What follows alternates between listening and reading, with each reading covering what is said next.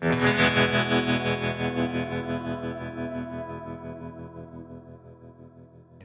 you heard our theme song?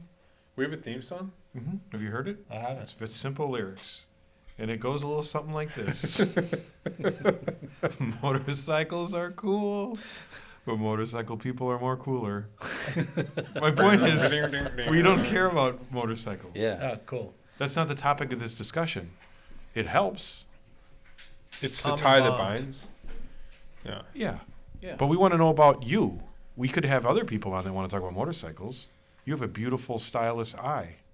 And you're from Milwaukee or Wisconsin. Illinois. Well, the Midwest. Close. Near Beloit. Border. Stop. Old Rocktown. Stop. Old Rocktown. Stop. Yeah, right south Wait, of don't Beloit. just take it. No. That's why I love that joke. Yep. There's no Fucking joke. love that joke. There's no What joke. joke? There was like some headline in the newspaper about dogs in the city of Milwaukee getting electrocuted by when they piss on light posts. Oh, Like really? dead? I don't know. I didn't get any Like, further than that. That but could be clearly important there's a grounding information problem. for our people coming to the city. Yeah, exactly. Because that could be a thing. Yeah, because everyone's bringing their dogs. And they're Well, probably no, I pissing mean, on like, a lot I'll of be things. pissing outside of fuel. Yeah. Yeah. yeah, pissing just on be careful. fuel. Piss at your own risk, people. I talked to Kristen today about the party. She's got kegs coming for keg stands and shot luges and Jesus. Dang. Promoting keg I stands. love it. Kristen unhandcuffed. Unchained Kristen. I met with her thinking I was going to have to sell her the party, and it was quite the opposite. Oh, really? I was tied to a chair. There was a leather And forced glove. to drink shots. There was a leather glove involved. It wasn't pretty. What Kristen was talking about. The fuel Kristen. Our old partner. She took over the operation now. So Burnouts on the bar. what's that? Burnouts on the bar still. But it's not, think she- maybe. No, really. Whatever, maybe. That's never happened. You need one to match the old one. Well, are we ready? Yes. Are you guys ready? Yeah, let's do it. We're going to do a little housekeeping, and our general bit is just hold on. All right? All right. All right. Take your deep breaths. I bought some. I was at Target the other day and I bought some peppermint oil spray. You know, like It could be for anything. it's wonderful. For your Every butt? time, no, for my truck. I should put For your my truck. butt. Yeah. So like Your truck butt. when I get into my truck, I couple spritzes. It smells like candy canes. I'm like, fuck, this is great. I feel really happy. Huh. Peppermint makes me happy. Really? Oh, I thought you Alright. said pepper. Like Oh, I was no, thinking like pepper's- jalapeno what- spray or something. All right, well, that's a great That would be transition. really great for That's a your great butt. transition. This is the Mama Tried Flat Out Friday podcast, Sponsored episode number by, 29. sponsored by Jose's jalapeno butt spray. You all right with Yes, that, for the, Fox? Okay, you for, look the, uncomfortable. for the garage, the bedroom, and the kitchen. God, imagine getting that in your pee hole. Oh. All right, let's focus on positive things because we are winding down towards the holiday, the national holiday known as Mama Tried. Right? Sure. There will be no It's- mail. Banks will be closed. Exactly. Coming up on get out of here. Get out of here. I know Big it'll book. develop. Watch when it's over, it'll be full. Yeah. Even then, you better really watch out. Yeah, whoever finds that thing in a gutter alley one day is gonna. It's like the key of Well, the world. here's the thing: if they could read it, That's they're welcome to the information. I have a few jokes in here, so just stay back. Hey, we do a little housekeeping before we get going with our special guest, who will be named shortly. But we are winding down towards the holiday, like I was mentioning, and I am representing and trying to inform people about Flat Out Friday. Hey, Warren, your kid's in Flat Out Friday. Yeah. What do Yeah. you know about Flat Out Friday? Have you been sent an email? Yeah, we have emails, lots of good information coming. Coming. Pretty organized. It's coming? It came. It came. It's there. It came. It landed. So if you did not get an email about load-in times and the hustle bustle of loading into the Fiserv, reach out and I'll get that to you. And maybe I'll even send out another round. I'll even send it out again. Sure. Make sure the people are clear on how to get in there because it can be stressful. You're already vexed coming into the city, and then you have Very to early in the morning. find a place to with a big park. setup. It's not like any other flat track race where you can just roll in next to the tree and you already have a reserved parking spot because you've been there for years. This is in a downtown area in a construction zone. The city of Milwaukee is booming, Yeah. It is. and there's not a lot of parking. So follow your email for those tidbits. Those are for the riders. Tickets for the spectators.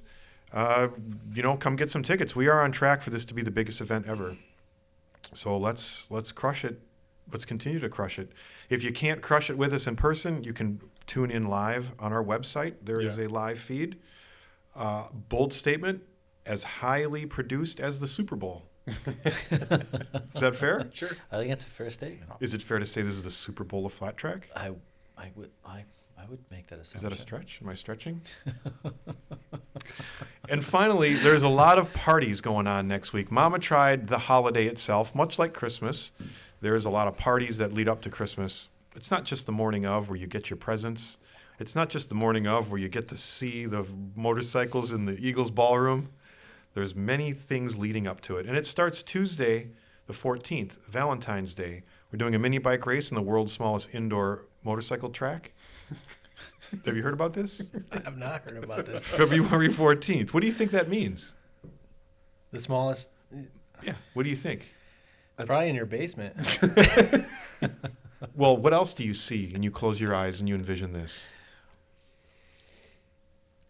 I just see a very dim lit place, lots of concrete, Seedy. much like this. Maybe a The pool paint- table. Look, what you've painted from here over. Look, it probably looks more like that over there. Those are stains from That's rain. the green room. Don't look over there. Yeah. That's off Yeah, limits. Yeah. But it's at Promises Bar, the world's smallest motorcycle race, on the 14th of February. The 15th is our General Mayhem on Water Street at Elwoods. When I say Water Street, I mean every town has a Water Street. Nashville has Broadway. Memphis has Beale. That's not Water Street. Kinda, right? It's Similar vibe. similar vibe. Yeah. I Yep. was going. In off the Britain, name. it's the High Street, Chicago's Rush Street. right? Yes. Well, so that's going to be pretty fun to be amidst all of the squares. The Mayhem. Our mayhem will be amidst the squares. Thursday is the Harley Davidson Museum short track race, followed by the Fuel Internet Sensation pending. Flat Out Friday, of course, is on Friday. Flat Out Friday after party at Boone and Crockett. And then everybody takes off I've never made the after party. I'm going to this time. at Boone. I'm going to make last call at Boone. Bullshit. I No, will. you went. No, he hasn't. You went like two. Didn't you go on the? No, was I- there? no. What, He what about ghosted. the? I've ghosted every time. Really? Definitely been there. I thought you'd gotten up to the door and then you were like, man. No, never made it to the Really? door. Even in 2019? No, never made it even en route. Really? In 2019, just real quick, I remember Selling I took this. my family and they got in the car with me, and I got in the car and I was going to go to Boone, and they were like, "Dad, what's our hotel room like or whatever?" I didn't even bring it up. Just went home to the hotel. Yeah. I can tell you a story about the last Hold on, time I was hey, it's not your turn. I wouldn't mind Almost hearing done the with this story. time. well, let's circle back because I want. Yeah, we'll circle back. I want to hear the story. Mama Tried is on Saturday. Mama Tried is on Sunday. We have a happy hour during the Mama Tried show. Yeah, have you been to the 6 happy to 9, hour? Kochansky's. Cochansky's. You It's didn't go to the Cochansky's most with us? littlest Oh, known Polka bar? fun- Yeah, I went. after. Yes. Yeah. Yes. It's Six like to a nine happy hour. on It's like Saturday. towards the Oh, end yeah. of Mama Tried. Yeah, Yep. we did that. It felt. I mean, that day is so long. It felt like it was. It was 1 in the morning. Yeah, 6:30. Yeah. It's like a timeout. I guess you're Yeah. right. It's like a Mama Yeah. Tried timeout. That's what we should Yeah. call it. And then there's the after party at the Iron Horse. That's And gonna be a big one. We got it's gonna lots of fun stuff planned there. Next day, there's lots of talk about ice racing. If you want to know about ice racing, we can't predict the ice racing or where it's going to be. It looks unlikely like it's going to be at the Yeah, it was 44 today. at the Yeah. There was a lot of snow. It's mostly melted. So yeah. So we stay tuned for Sunday. That is my final update. Let's do a Facebook Live. However, Scott, let's do it again in your kitchen sometime this week. Let's get to Mama Tried and then let's get to our guest. What do you got going on with Mama Tried? Anything? It's coming. There's, we're on the other side of things. So, it's like, what can we get done by Yeah. Friday morning? And then it just is what it is. Yeah. You know, we're slated to have a really awesome show. Lots of new stuff going on, and lots of fun people coming, and Cool bikes. cool bikes, cool people.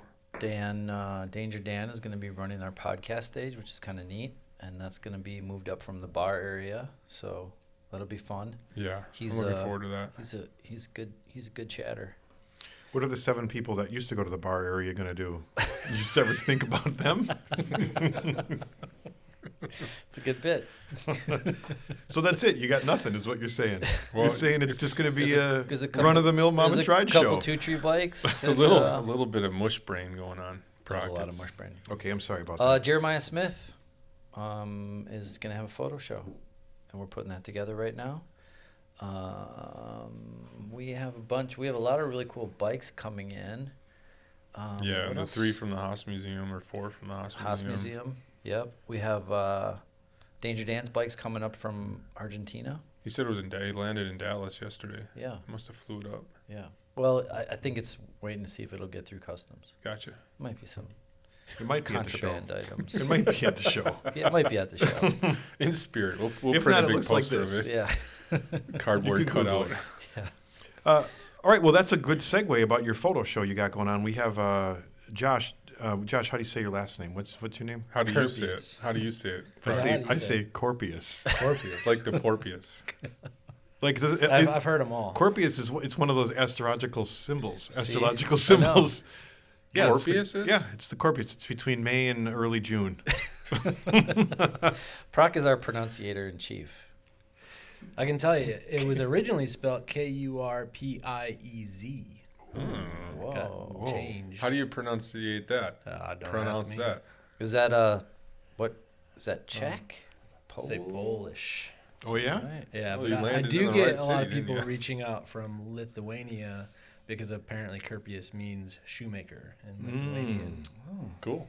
that's pretty cool. I'm already impressed. Did you go do the 23andMe to see if you had a shoemaker in the family? I haven't, but my brother did, so it's the same thing, right? No. No. All I right. don't know what your family and home life was mystery. like. I don't want to A lot of know. I mysteries don't want have been people reaching out to me randomly saying, "Hey, I think you're my father." That's I don't on need another that. That's right. I topic. saw that Netflix special. That shit's scary.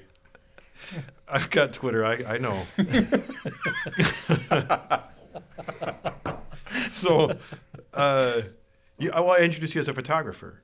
Yep, by trade. Yeah. Yeah. Somehow. And I was mentioning off camera, you've got a wonderful eye, a stylistic eye. Yeah, and not just photography, right? Like, you started out in jewelry and then motorcycles, and he's got all kinds of talent. Still calls me kid. Yeah, me and Warren go way back. And no, I went to a tiny little high school. Grew up in a tiny little town, and I just knew I liked creating things, art.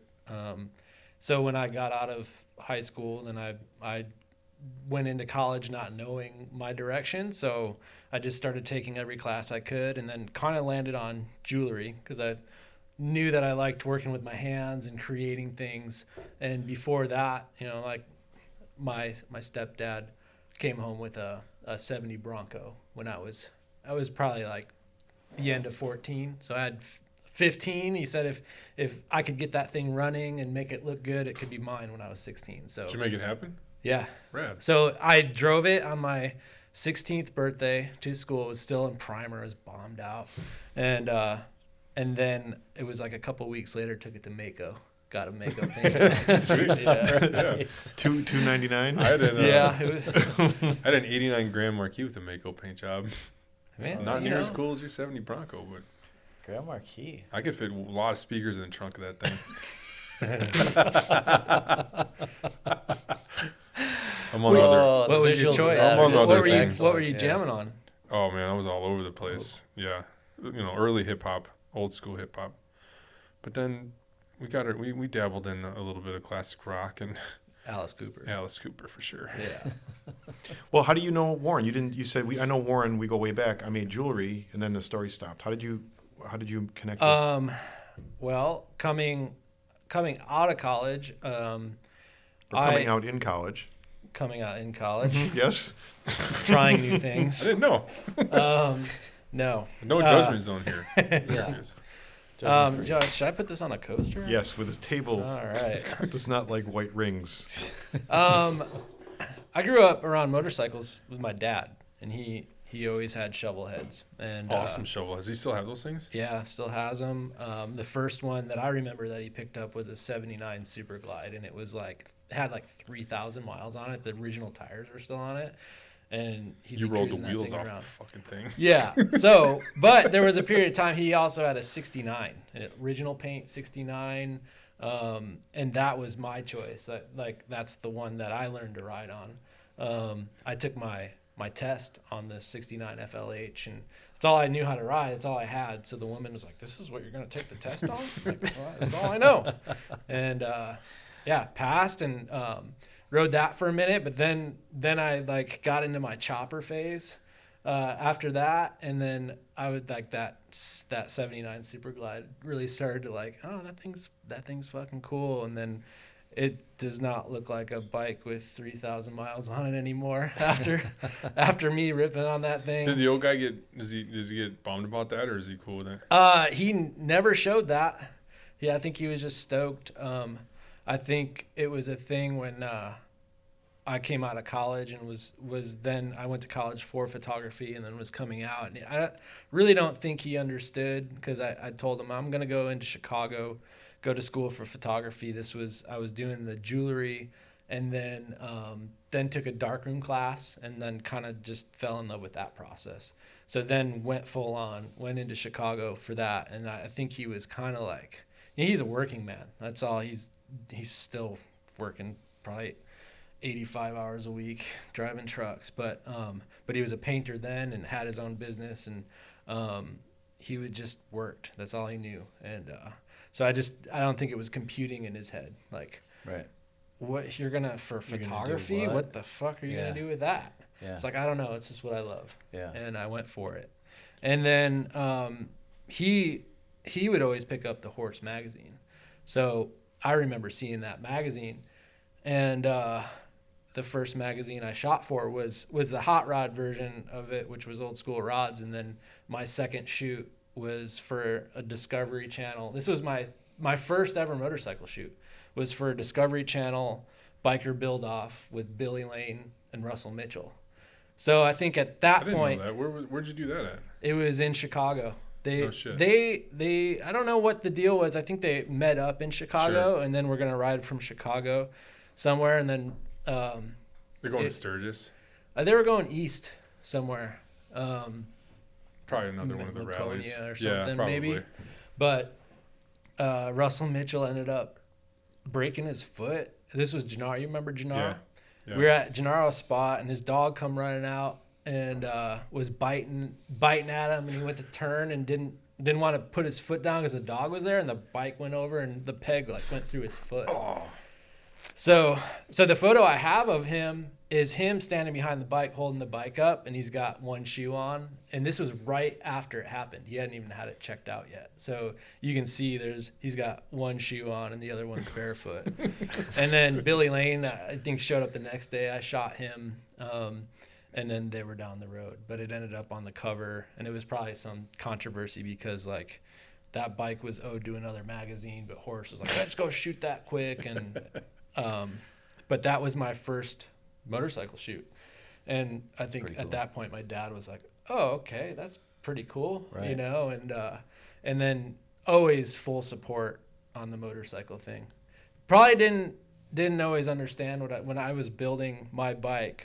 That was kind of the transition of he had around that time gotten hurt really bad, falling off a building. He had painted buildings his whole life and basically when you're painting a metal building, you're walking backwards, and he just walked off the end of a building, and it was a John Deere dealership, so it was a tall building, and I mean it nearly killed him. And I think at that point he had realized that, man, I've worked my life away. He was trying to retire, but he was just in that groove, and finally retired. And then he started as he would sell a piece of his business, it was always he didn't buy something until he had the money, you know. So then when he would sell part of the business, he'd buy a lathe and then a mill, and he actually went to school for welding and machining. Was that whole business that he had going on? Did he have was it mainly just to buy, flip, sell, trade machines, or was he machining? It never was. He bought those machines to build motorcycles. Oh. That's how it started. But then he bought his first lathe was like this Chinese lathe, and he's like, fuck, the Chinese lathe. So he got a better lathe, but it had like a few teeth missing on a gear, and he would fix it, and then he sold that one, and he was like, oh, okay, and he fell in love with rebuilding old machines. Yeah. So mills, lathes, that's kind of how I knew of him, right? Yeah. Like, does he still have that shop? Is it still kitted out the way it is? It's still there. All the machines are in it. And it all started, he had a Sportster that he cut the back end off of, and he made a frame jig, and that frame still sits on that frame jig, like with the ass end cut off. And he bent all the tubes, and he just like, the passion became the machines. Yeah. And then at that point, I had like every tool imaginable to use. And my dad worked on the road when I was growing up. So the time that we spent together was usually like on a weekend quick, or like in the winter. He kind of had off during the winters, but he was always prepping for the next year. But that was like the time when we would work side by side in the shop. And he's not the greatest teacher. I learned from him by him talking to me like, oh, why didn't you do it this way? Or like he talks to you like, you should already know how to do it. The fundamental skills. Yeah, and I'm like, that's I should have done it that way. And then and then I learned from that and pick it up. No, it's teaching you like an adult. Yeah, and he took all the classes, and I remember he fired up the TIG welder. And I've been around it, photographing it and being around people and being in shops. But my third weld is on the motor mount of my frame, the Locust, my first Ironhead, my first chopper, still ride it today. The third weld was on that frame. I remember him standing me over. He had the hood on, watching me weld, and I just picked up the filler rod and the torch, and he was like, you're ready. You're ready to weld. And then there was so much welding involved with that bike that I got pretty good at welding just from trial and error and doing. And ignorance is bliss, because I had a piece of shit tank that Bobby Middleton had given to me. It was like, it had been cut in half already, and there was holes blown in it from somebody trying to weld it together. It wasn't him, but it was a friend of his. But he had like thrown it across the shop because he was pissed, and there was a dent in the side of it. I'm like, well, I'll take that. I didn't have a penny, And so, I mean, I've welded all over that tank, and then put gas in it, and it's never leaked. But then, like, you didn't pressure test it or anything? I did do a little pressure test, but yeah, I fill it up and see if it fill holds. it up and go, And aren't all the moldings that are on the Locust on the frame too? That's like, didn't you say is there no Bondo on that? It's just like it's all bare steel. Yeah. Like, it was supposed to be painted. It's still not painted to this day. But I just didn't want to fill it all with Bondo, so I did it in steel, and not really even being so careful as to like, oh, this is just how it's gonna be. I just was like, I just wanted it. I don't know. I'm a perfectionist, so I like it had to look decent before I even put Bondo on it. You know. So let me pause you for a second, because the question was, how do you know Warren? Okay. Okay. All right. No, I don't know if you've been practicing or something. Oh man, okay. You'll learn. I can see Jeremy over there. Just his eyes are just. He's like. Because hang on, there's look at that book is full now. Look at this. Here. And this is a lot to follow up on. I have a tendency to go on unbridled tangent like that. This is what happens when I do podcasts. Let's reel it in for a second. How do you know Warren? And all of that information, but it tells me a lot about you, and I'm really intrigued. Seriously, I'm not being disrespectful or funny. I'm really intrigued about all of those steps in that process. But just sum up how you know Warren, and then let's go back. Is it Will or Brian? So I met Will first. I was going to a Plague Bringer show. Is that a band? It's a band. You don't know that band? I don't know Grindcore. Plague Bringer, but of course it's It Grindcore. was, it was a two-piece band, Oh, I love it. and it was on the And Six Will Corners. was there? No, I was trying to find the show. It was on the Six Corners in Wicker Park in Yeah. Chicago, and I'm like, it's on one of these corners, and I'm like, looking to see where it was at, and I'd see this black dude come just backing up this really bitchin' panhead to the curb, and at that time, a period correct chopper was just not a thing you saw. But I was really into David Mann paintings, and that style was what I was into, and that was the tail end of the fat tire bikes and the big inch motors, and so when he was backing that bike up to the curb, I was just like, whoa! Like I had never seen anything like that in person. There was just you didn't see that. And how old are you? Put this in context. I think I was like 23 or 24. Okay. Probably 24. And And he was parking in front of Fear City. yeah, Right. that's where he was going. Yeah. So he was backing up to park in front of Fear City. And I'm not the type, I especially back then. Wait, what's Fear City? Yeah, that's my Fear next City question. choppers. Yeah, it's like fair to call it a little bit of a collective kind of group of Yeah. dudes and There was in like Chicago that were building shit? three dudes in there. And they were kind of in like a basement. yeah, it was a gnarly spot. Yeah. And they had that spot for quite a long time. It was British well Bill. lived Yeah, they're lot a of bunch of rad dudes in Chicago. You know, in. They Just- were like the state, like the dudes in Chicago at that time. yeah. And also played in a band, Hi-Fi and the Roadburners, Yeah. which was a Oh, pretty right, I remember that band. yeah, Yeah. it was a pretty big band Yeah, for that style of music in that era. yeah. That was a Kind estrus band. of surfy. It's rockabilly. Yeah. Sure. See, Yeah, I can tell by the Estrus. name. Yeah. What was the band you went to go see? Plague Bringer. Plague Bringer. Yeah.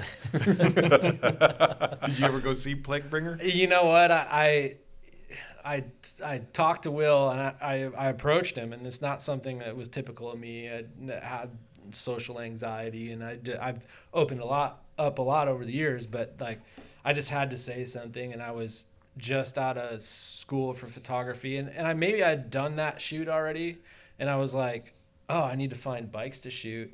So I approached him, and he's like, nah, cool guy, like, yeah, I'm going down into this spot down here. And then he introduced me to those guys, and those dudes are pretty intense dudes. Eric, Yeah, you don't just walk into that place. yeah, Eric, for one, he's passed away now, but he's a really intimidating dude. Like if you stood from across the room and saw him talking to his buddy, you thought he was about to punch him in his face. He Yeah. just talked like that. Just a He really was aggressive guy. really intense. And I was this young kid, and I kind of took it in. There was a pool table there, and I was like, all right, I gotta go see this show. But I got Will's number, and it wasn't but the next weekend. This is how I met Warren. Okay, here we go. Ping. 35 minutes in. So there was the World of Wheels going on. Yeah. And I believe that's what it was. No, maybe we went to Maury's. I met you in the parking lot of my dad's shop first time. Okay. You were standing there. All I remember is that big ass ring you had on. Yeah. I was working for my dad, and you must have been you, Brian, and Will showed up Yeah. in Round Lake. Okay, so that's what it was. Will introduced me to Brian, and then we came up because I think we were going to go to Maury's. Sure. So we met you at the shop, Yeah. and then we went to Maury's place. Yeah. And I remember Dug around in that was the parts old pile. spot out Yeah. on the farm. Mhm. And I remember buying a set of handlebars that I didn't use for anything, but because I didn't even know what I was really looking at the time. Were you riding? You're riding your dad's shovel, I or was the? riding my dad's bikes. Since I was 20, so I'd Yeah. already been riding. So were you were on a bike when you were on Six Corners? No, I wasn't. I was in Chicago. I didn't.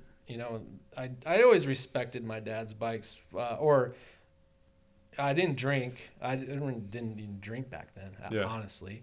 So it wasn't like I was out. It was a daytime thing when I would ride the bike. So Sure. but he always had that trust. So, but I wouldn't take it into Chicago and party and Yeah. whatever and go see a show.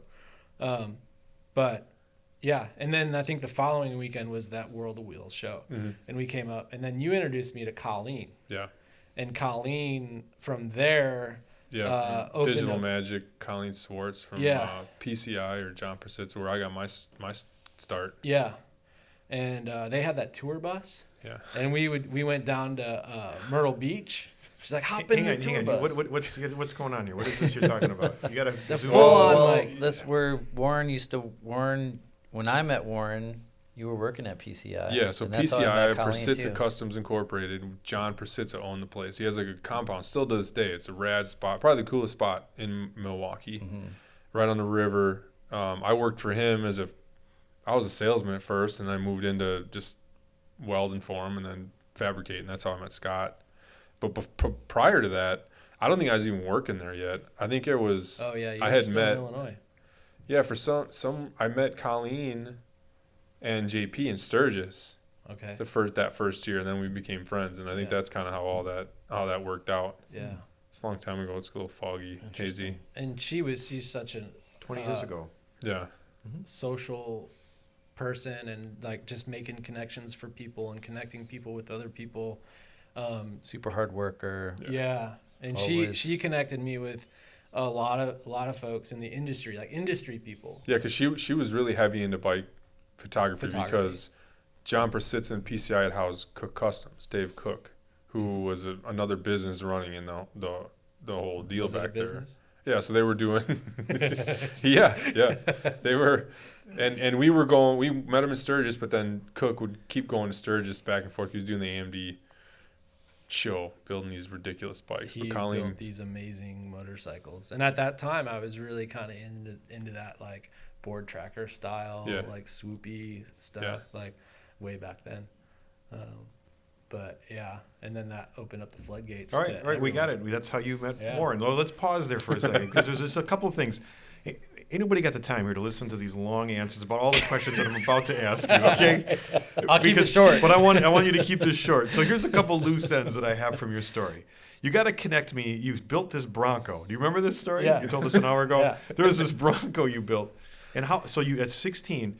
And then you came back home from college and started building this chopper with your father? Like, is that kind of the timeline? Yeah. Well, I married my high school girlfriend, and then Really? gotten divorced, and I remember standing in front of the judge, and like all that was on there is that I keep my iron head, and he was like, "What's an iron head?" Like, "Oh, it's my motorcycle," and it was still in crates. Like my dad knew of a guy that was selling a bike, and it was in crates, and it had a Paco frame with it. And the funny thing is, walking through the shop to take a piss, there's a Norton back there, and that's the bike that my dad bought, and I stole the front end off of it. It's a Yeah. long, skinny front end. It's The bike The is bike. back that's there. the bike. Really? yeah, I bought it from your dad. Yeah. And it's still sitting looking just like it ever did. And, Bullshit! It's got a fucking Springer on it now. yeah. Well, Come on, Does I it got it run? running. It'll be on the road. yeah, that's like This year. every project that This I year. have. Okay, so you built this Bronco, and then you started making jewelry. So you took like a course at a local community college. Yeah, community college. And Okay. it was Kishwaukee Community College. Okay. In the middle, literally middle of cornfield, that you couldn't see anything for miles but corn. Okay.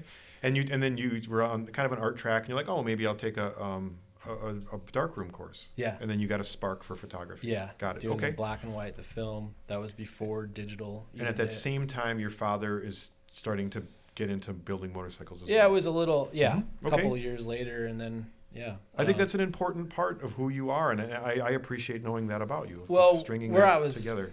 I'm sorry, I keep dragging on. No. I'm only poking your bear. Isn't this that. about me? It is about you. It is about you. But isn't everything? Oh, that's why I live alone. I don't have a girlfriend. No, I'm just kidding. I'm just It kidding. is. I mean, I know that. I don't have kids. I don't want have a kids. philosophy of why I poke your bear, and we're going to get into that once we figure out who you are. No, but I was going into was that that period of time, I'd spend every day in the shop trying to, because I needed to have my first bike. I wanted to have my first bike built, and I spent every day with my dad at that point, and we had never done that before. Mm-hmm. I mean, we may not have said 2 words to each other for an entire day because he'd be working over there and I'd be working head down over here. And he'd come and scratch his head like, "What the hell? That looks crazy. What are you doing?" And then when it was all said and done and together, I could tell he was proud. And that felt really good. That's cool. Yeah, bonding moment. That's super cool. Well, it's cool that you had a vision too for that bike. And you haven't changed it since then, right? Like nothing's changed. That's the thing. Like people do say like that's an iconic bike, but to me, think about all the bikes that you've seen. All my friends, they'll build a bike that's super cool, a super rad bike, and then over the winter they tear it completely apart, and that bike is gone forever. Like it's funny looking at this tank right here. I remember that tank was on your shovel head. And, there's pieces laying around that are like memories, like riding next to that thing in Mexico. Yeah. And all the memories of like doing wheelies on that. I remember when you got together, I rode on the back of your bike to the swap meet in Daytona. Yeah, I remember the exhaust was falling off. Yeah, and I was like trying to hold it with, down. I was holding your kicker up with my heel. Yeah. And I was like, I'd never ridden on the back of a bike before. And I was like, I don't think I have really since. I was like falling asleep. I don't know how women do it. I'd just be out. Yeah. Yeah. But so. Well, listening to you talk about your dad, this is a philosophical nugget that I have, and this isn't a really big, Have another beer. blazing philosophical nugget, but relationships are emotional, and that's our connection to things. It's not logic that connects us to things; it's emotion. And listening to you talk about your father, and then bringing in the emotions of the motorcycles you built, and even watching you look at this tank, you can see your connection to motorcycles is very emotional. Natsuki sent that back. I sold it to a guy in Japan, made buddies with him, and 10, 15 years later, I asked him about it, and he sent it back to me. So I went all the way to Japan and back. And then the different, I remember meeting you in that same shovelhead was in a different frame. Yeah. Yeah, we did. I built it at PCI. That was the first thing that I put together, and then that was when we were doing the Limp Nicky lot in Daytona. Yeah. Right. So you can talk for hours and hours about that. I had the picture I just posted of me and the picture I just posted of me and Shinya doing that wheelie in the lot. You remember that? Were you there that night? Yeah. Yeah. That was wild. He's coming to Mama Tried. Is he? I haven't seen him since that weekend. Like, kind of made his life a living hell for some time. But I'm excited to see him back. Like, it's I don't know. It's a full circle thing. It's pretty cool. He's coming? Yeah. That's great. Him, Masa, the guy that shipped his bike here from Revolt, he's bringing 10 or 12 folks from Japan, and they're touring the museum, and they're coming to be part of the show. They're bringing one of the famous models you see at Vibes or in Vibes to take pictures at Mama Tried on his bike. Like, it's super cool. That's awesome. Yeah, and the last time I saw him I think he was probably crying on the stage when we were Main Street, Daytona, fucked up, partying hard with the Haints. Like, we got kicked out of every bar that day or that night, up and down. Shinya hung with us the whole time. We'll go back. We're going to do it again. I tried the last time. And Shinya came with you? Shinya was there, yeah. He was shooting for Vibes at that time. All right. And he just kind of glommed on and was hanging out with everyone. All right. So if I can progress this conversation forward, we understand a little bit about your base, how you met Warren. You're here ultimately because you're a photographer. Yeah. And it's taken you to a lot of great places. I follow you on Instagram, and it's a bold statement. Every human is envious of the photos and the life you live. I always say fair? That what do I say? It's like I'm living vicariously through my friends, especially Josh, watching the travel and the motorcycles and the. So tell us about some rad places you've been. The raddest and the least rad. I mean, I get this question a lot, especially like where's your favorite place to ride, and I always just again not necessarily ride, but photograph. That's if the two coincide, that's great. And riding, I always say Utah. Utah, it just has just so many different looks and feels and vibes and energies, and and I tend to lean on places that are more desolate, lack human. Is that your style, if you will? Is that it is when we lay up, your portfolio of life, your photos, the underlining theme is desolate? It's a motorcycle and expanse, and usually I try to always exclude any sign of human touch, whether it's a sign or another car. It just, to me, is always given the viewer this sense of it's just you and this machine, or you and your friend on these machines, and there's nothing else that's giving you anxieties in life, and it's just total feeling of freedom and nature. Well, so when you photograph Daytona or Mama Tried, is that not, how do you, what do you pull from that? I will kind of like, I have this, and maybe sometimes it hinders me, because I do see photos that my friends take on these same trips where they're just shooting like with a disposable camera, and they don't, they're just shooting for the moment that's happening.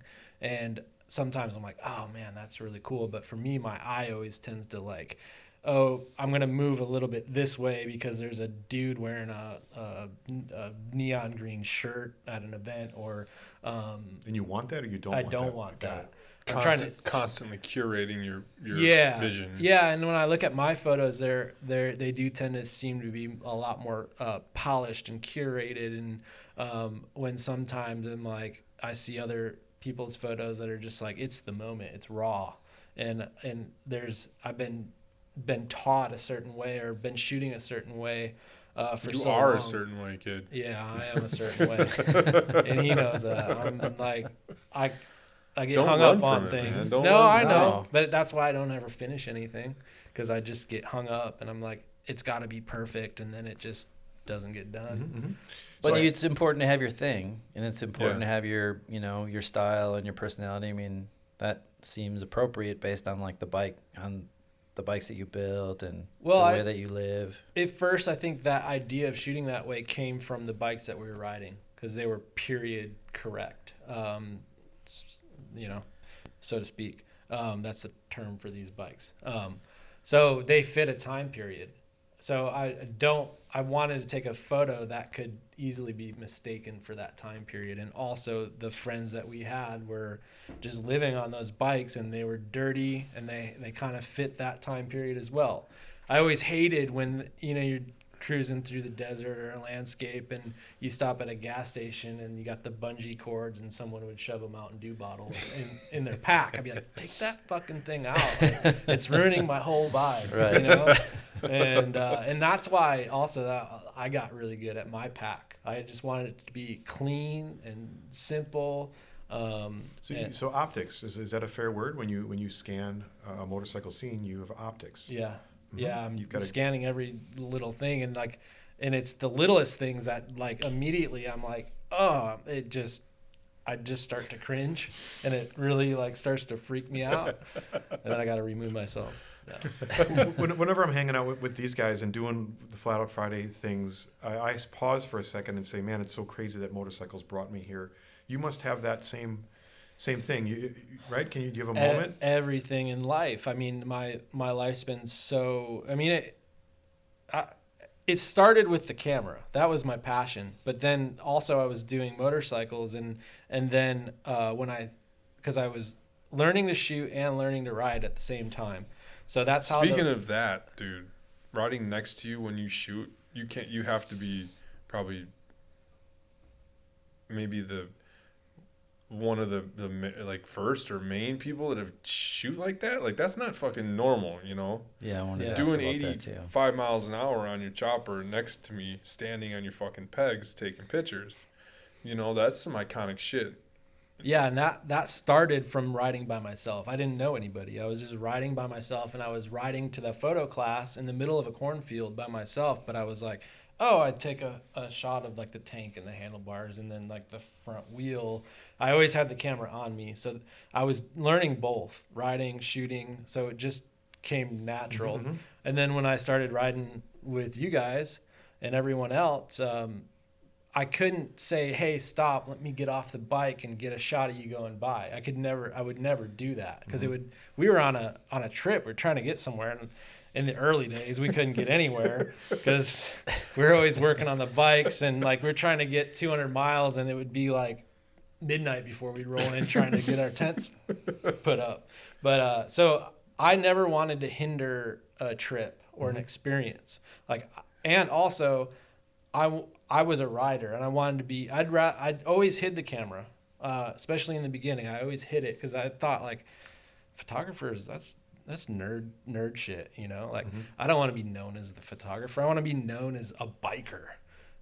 So I build bikes, I ride them, and I ride the shit out of them. And the thing is, like, I get kind of lost in my group of friends. I have 10 years of photographs of one group of people, and in those 10 years we were riding to California and back every year. We were riding coast to coast. We'd go from California then to New York, but I don't exist in that friend group in my photos. But I rode a shitty Ironhead chopper every one of those miles with on every one of those trips, and I had to manage my bike, had my tools, so that's how my style, that's how it came to be, because I had to have my shit dialed, and I could never hold back the crew. Yeah, and because of the way you are and who you are, you were able to pull that shit off, right? Yeah. Because you're so hyper focused on making sure that you get everything perfect, that your pack was perfect, your bike was as good as it can be, you know, when you left.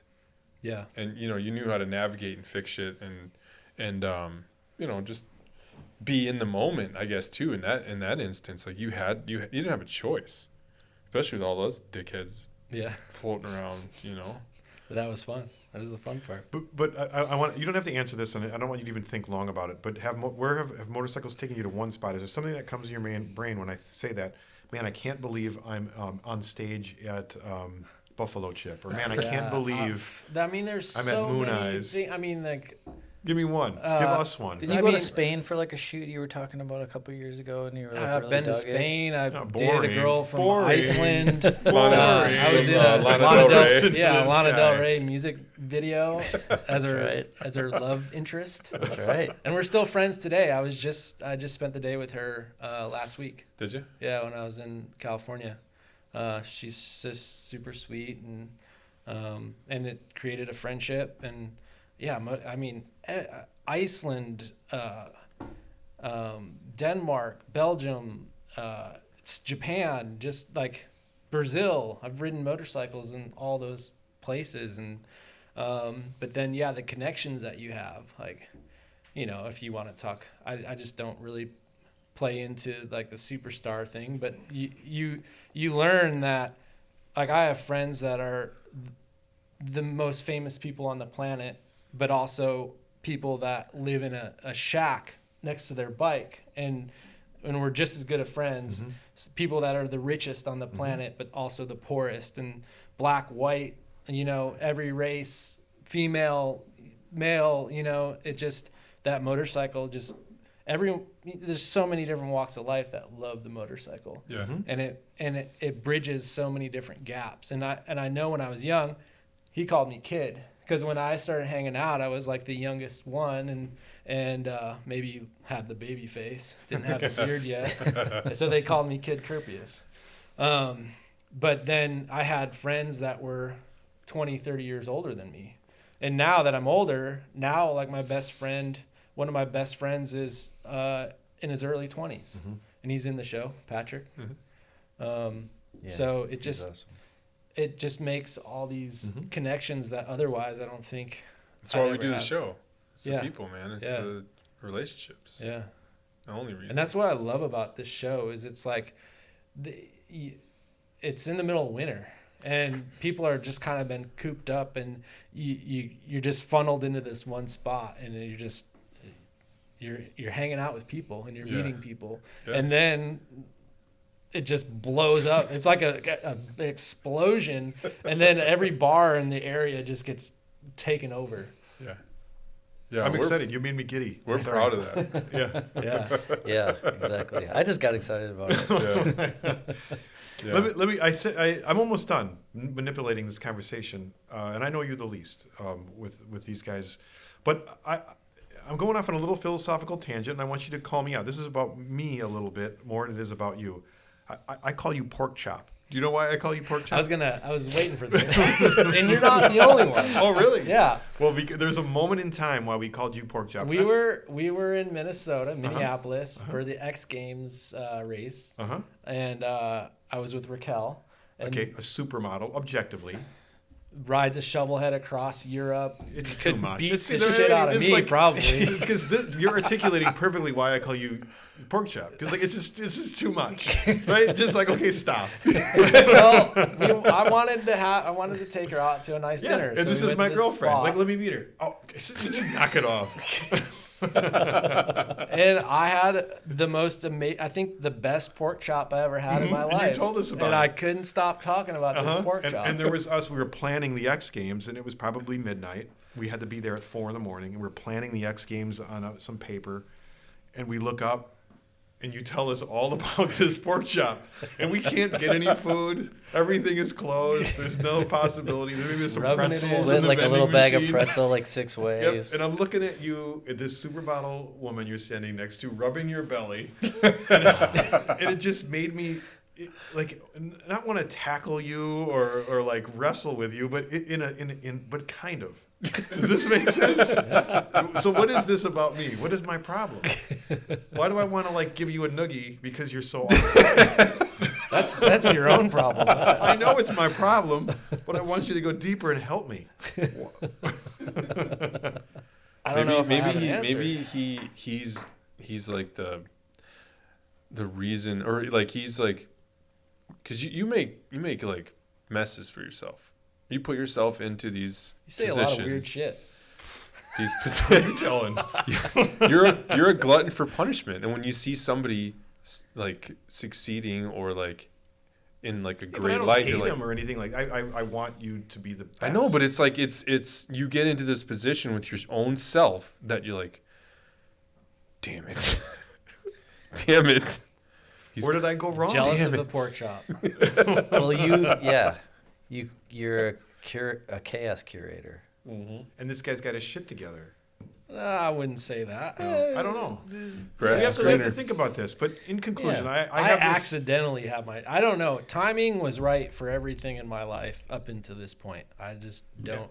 I just But don't know. here's the point, and I'm being serious. I adore you, not because of everything you just listed. I adore you for this other reason, for this humility that you have more than anything. Does this make sense? This is all mixed up into some kind of a compliment of you being a man's man. Oh, I'll take it. Okay. I enjoy simpler things. I mean, I just look at the way that I live. I was thinking about this when I did take the job at Harley. I had bought a property that needed a lot of work, and it really wasn't even a place to even live in. But I'm like, I want to have this property, and I want to make it my own. And so I would get off of work. This is when we were working in the office, and I would be driving home at rush hour, and then I would work until 2 a.m. on building out walls or doing whatever it took to build it out. Is it finished, Chad? Far from. Hey man, give me a break. I was just in California for a month, month at a time. With Lana Del Rey. just in yeah. Fucking Brady. Yeah. Yeah. But I mean, I was like, this is the first time in my life I could probably just buy something and take a loan out and make the payments and sit and put my feet up on the coffee table and watch a show. But I can't live that way. I have to make it the most difficult. So wait, in some way you create your own chaos. Yeah, I do. Maybe that's Maybe why you're looking in maybe the that's mirror, what I like Brock. about my it. own anxiety. I think we could all go a little bit deep on this subject of chaos creation, right? We've all got our. Huh? But Yeah. that's what I love. That's why Flat Out Friday is the best race, flat track race that you'll ever see. Because going there, I mean, I've seen, because of what I do, I see a lot of them. And most of the time, I'm bored out of my fucking mind. Sorry, but it's all the in between dead time. But Flat Out Friday is boom, boom, boom, and then out of nowhere, this like crazy clowns will like start. Chicken or a bunny playing drums. The craziest, or a death metal band is playing in the lobby, and you're like trying to get in, and everyone's like just trying to like get around, just trying to get in the place. And it's exciting and it's fun, and I have heard people say like pro racers they're jealous of, they're like, why are these hooligans, like why is there a packed stadium full? Well, because it's exciting and it's fun and it's chaos. Sure. No, I appreciate that. People love I chaos. appreciate that you pick up on that you can articulate on that. I being the way I'm wired, I see negative. By the way, all I see is complaints that it's not traditional enough. You know what I mean? Fuck that. I know, I hear you. So it's nice to But hear. okay, is that it you a could articulate traditional the chaos. race? Is it packed full of people in a stadium? There's a place for everything. Well, that's not where I want to be. Take the compliment, motherfucker. I will say, like, I've been to AFT Sturgis for one. I had to be there because I had to photograph it. It was a job, and I was like pounding myself in the head because like there was all these intermission breaks, and I was just sitting there. I'm like, this is the most. Can I leave? The Sturgis is going on. I could be doing other things. And I was forced to stay for the last race, and the race itself was the most amazing race I'd ever seen. Carver versus Meese. Yeah, and it was unreal, and I was like, thank God I stayed for that. Yeah. But God, all the in-between bullshit yeah, had me like actually getting there, wanting to shoot my brains out. So, you know, the racing is exciting, but like what you bring in the in-between and the go, go, go, like there's no downtime. People Sure. don't want to sit around for downtime, even if they are getting wasted on beer. That's why Fiserv should have the beer here. They can probably sell a shitload more beer. Yeah. because people don't want to get up out of their seats. Yeah. They I'm wanna guessing miss that's something. why we get asked to be invited back. I guess Yeah. that's why we get invited back, is Yeah. because of the beer sales. Yeah. They don't care about you tearing up their floor. Is it? You know what? The first time we ever did the Fiserv, the very first time we were ever there, I was shocked at how scraped and scratched the floor already was. Okay. From monster trucks Yeah. or the rodeo or the when they do the rodeo, don't they lay down dirt? And Yeah. They have to scrape that up. You could see all that on that fresh Yeah. concrete. I mean, the first time we did it, at every single arena we've done it, you always have the suits come down. 'Cause right when it's done, when the guy comes out on a little fucking trolley thing to clear it up, and every time I'm like, see?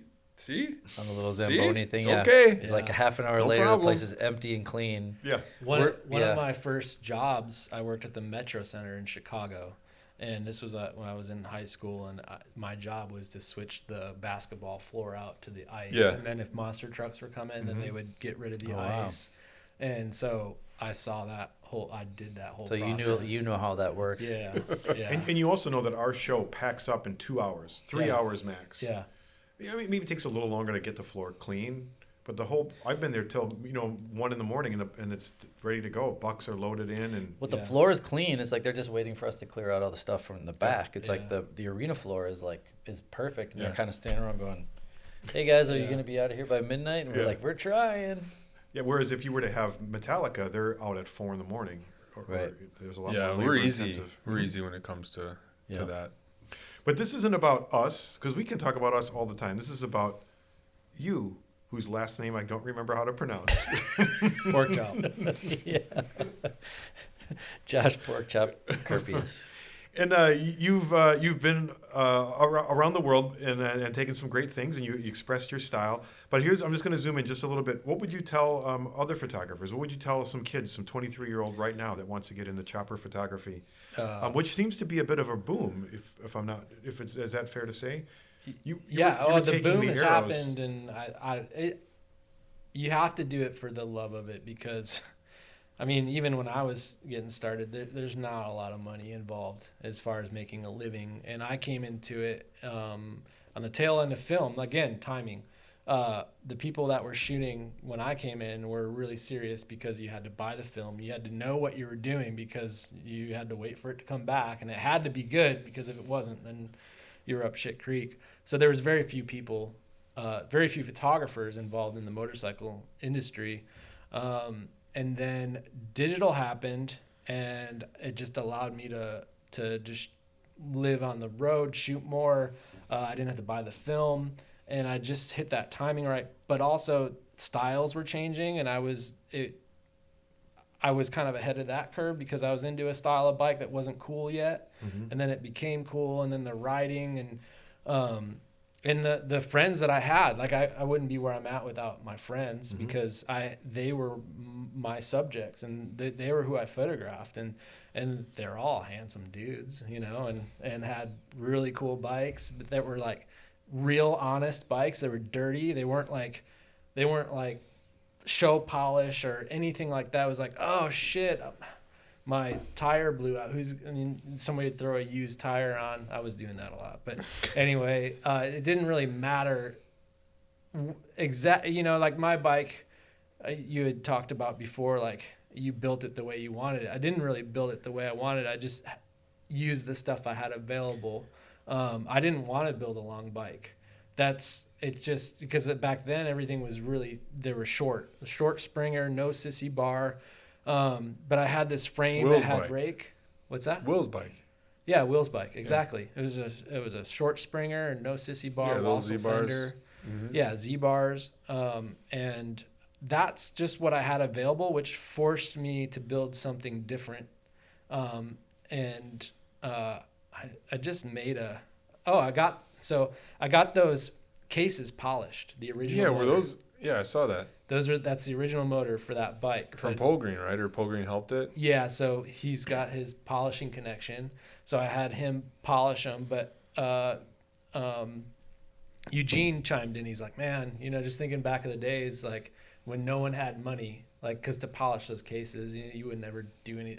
I did polish them by hand wherever I could. The motor was together, and I went in and polished them when I first had that motor. But I had it done right anyway.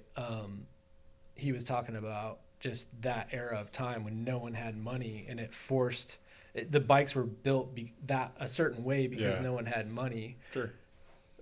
You gave me a fender that I used. We were at a swap meet. There was a skirted fender floating around. I bought it for $5, I remember. So that's the fender on that bike. I built the oil tank from scratch, the sissy bar from scratch. The tank came from Bobby Middleton. The handlebars came from Dave Polgreen. The front end came off that Norton that my dad had. Yeah. But I built the wheels. I never built wheels before. I laced the wheels up because I wanted a 19. You couldn't really find a 19 with that hub. So yeah, it forced me to build a bike that I wasn't necessarily into, but that's what made that bike stand out. Yeah. Let me ask that question again. Yeah. In one sentence or less, what would you tell a photographer starting out? Run. Shoot your passion. Okay. You have to shoot your passion because, and I ran into this recently. I working for a corporate company, I kind of got a little get jaded, and things are too easy, and they're telling you what you should shoot or have to shoot. There's art directors. And What do you mean? Things are too easy. It sounds like it's too difficult. Life's too easy. It's a constant paycheck. It's and you're taking that. You lose your art. You lose your edge. Because before I was sleeping next to my bike, and not knowing what the next thing was. Sure. It just created this grittiness, I guess a little bit more realness. Sure. I think we strive to create the original vibe of Friday and Mama Tried. I don't even want to go into the story of that tent that I ended up in. On the floor on Mama Tried. That tent's come up a few times. I don't know this story. I don't know what this means. What are you talking about? This tent on the floor. That was an Abel Brown tent. There was an Abel Brown tent that was like part of the at the first Mama Tried. That was who was next? Whose bike was it next? It was to? one of the Haints. It was on Dwayne's? Yeah, I think it was Dwayne's Dwayne's. bike. Yeah. And it was sexy time in the tent? There's all kinds of times in the tent. There's always boots sticking out of it. Those are my boots. I had a girl. Okay. I had a girlfriend that liked girls. Sure. And there was already a girl taking a nap in the tent, and we were getting in the tent to do other things, and things happened. So Say that. I mentioned to you the emotional connection to things, and hence the emotional connection to the Mama Tried show. That was a very emotional experience. I would think that would be an emotional thing to Well, I have 6 boots in the tent at a motorcycle show. While there's people walking around. Usually it's just my 2 boots in any tent, if you know what I mean. I do. Outside the tent.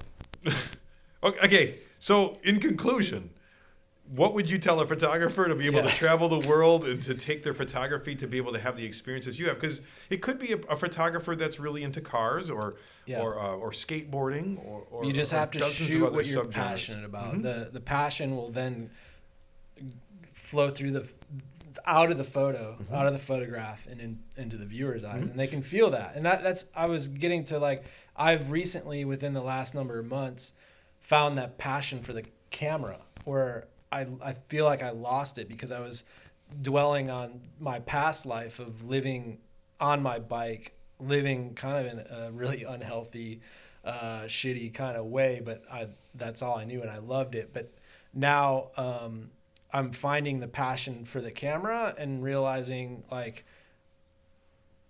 I'm inspired by what I'm shooting and trying to shoot in a more creative way. And boom, all of a sudden, within the last couple of months, all the shoots that I do, they're just like, they're hitting really Sure.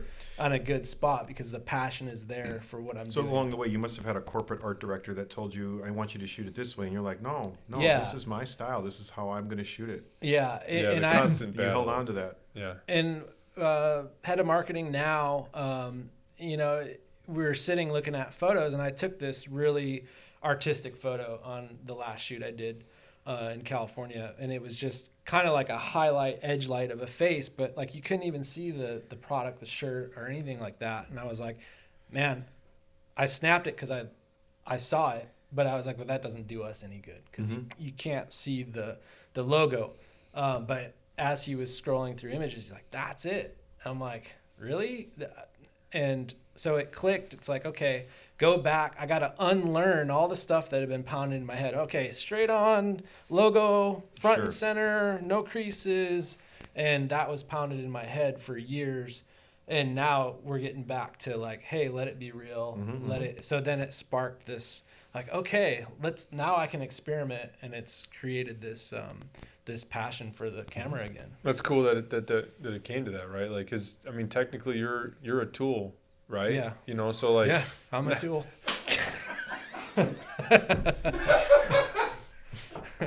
yeah, you're a tool. Thank you, Warren. But you have a skill set that is important, right? And there's all these people from above or from the side trying to funnel and use the tools to their advantage to get somewhere. And it comes full circle to where they actually start to see how to use it and be aware of the capabilities and And also make it fucking special. and not be so sterile and Yeah, and forced and so it has started to feel really good. And, Yeah, it's and, cool. And it's cool to get feedback and understand where people's heads are, and then kind of work off of that. Sometimes you get feedback and you be like, oh, fuck that.